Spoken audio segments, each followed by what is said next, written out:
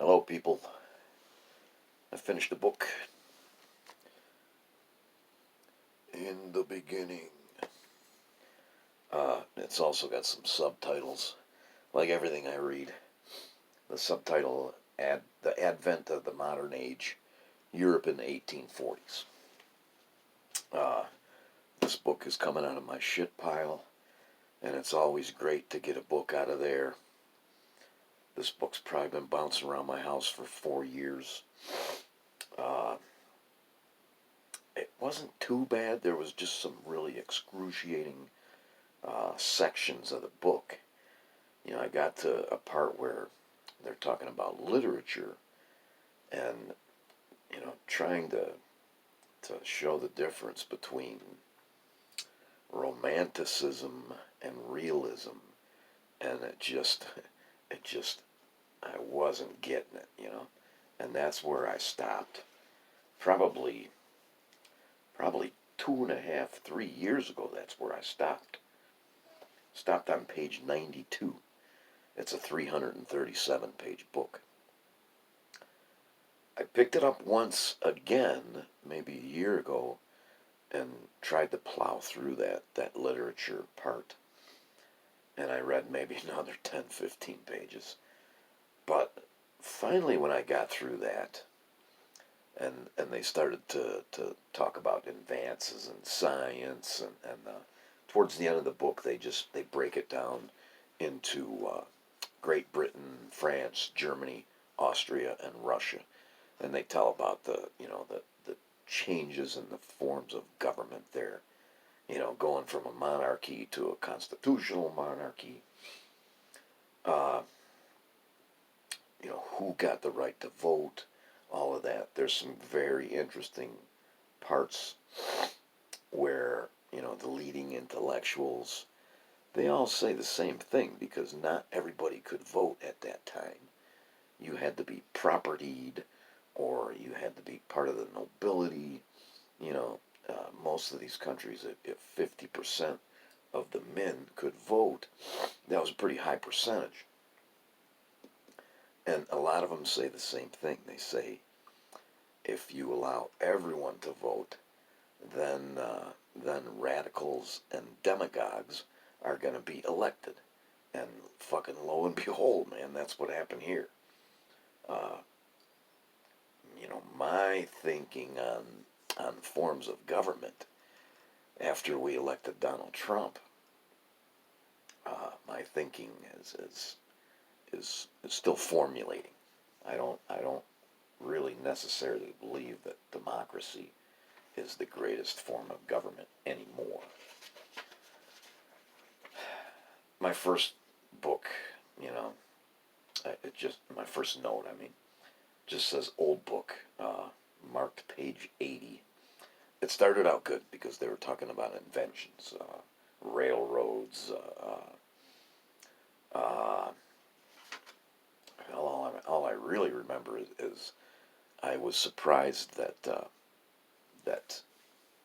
mail, if you tried to mail a letter around, that the postage was paid for that on arrival.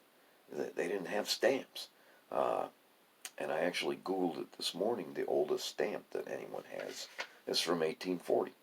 I thought it was much older than that. And then, that note was so old that that was back when I still put sticky notes in the book. Now I just put them on here. And I do have one little thing I'm going to read. Page 139.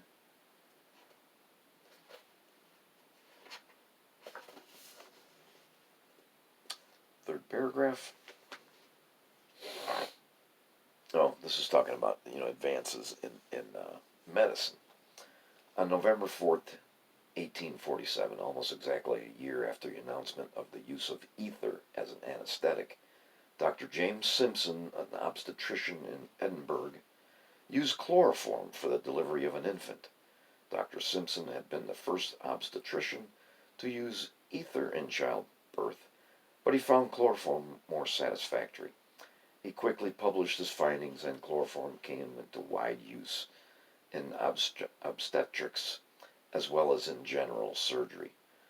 With a few whiffs of chloroform, a lying-in woman was spared the fearful pangs of childbirth. That did not sit well with some clerics and even some physicians. They disapproved of the use of chloroform because it allowed women to escape the curse pronounced on Eve.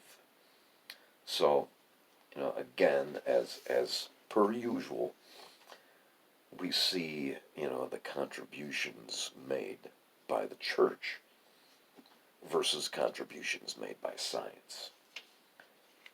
They talked a little bit about, the author talked a little bit about Queen Victoria and Prince Albert, and I find those two very interesting. I also find the fact that Queen Victoria's mother was German, and Prince Albert was German, and they had 7 children. I don't know, I just find it fascinating that the nobility of the UK, of Great Britain, is actually German. And, even if they weren't German, even if Queen Victoria's father, he was probably German anyway, because, the Saxons. They talked about a guy named Humboldt, who I probably don't know enough about. I would love to find a book about Humboldt's contributions to science. And I've already talked about the revolution part. The revolution was mildly interesting. Even even in the last 10 pages of the book, he's introducing characters from Russia, people that I've never heard their names before. You can't boil down the advent of the modern age into a 10-year period. It just doesn't work. And I'm fairly familiar with the 19th century. So everything that I was reading, I was thinking, yeah, but 10 years from now, this is what happens. And he doesn't even hardly go into it. The Crimean War gets just passing mention. Like a lot of authors, he seemed to be a little bit anti-German. Bismarck, just barely gets mentioned. And then he kind of downplays. I mean, Bismarck kind of was responsible for 44 years of peace in Europe, but that gets downplayed, and all in all, it wasn't a bad book. I don't know, I just get into these spaces where I cannot stand to read another page, and this book, I'm glad I got it off. I got it off of my nightstand. It's been on my nightstand probably for 2 years. Thanks for watching. Happy holidays.